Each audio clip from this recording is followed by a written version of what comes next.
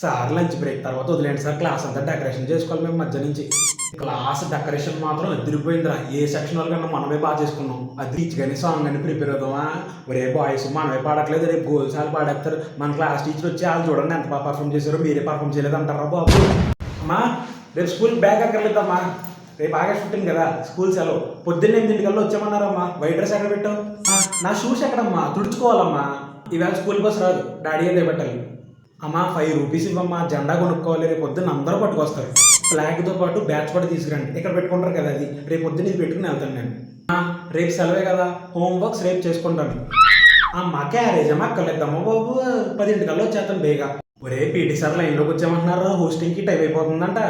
ఒరే నాకు white dress లేదు చెప్పాను రా బాబు, ఉతకమని మా అమ్మగారు మర్చిపోయారంట. ఏమన్నారు కదా నన్ను.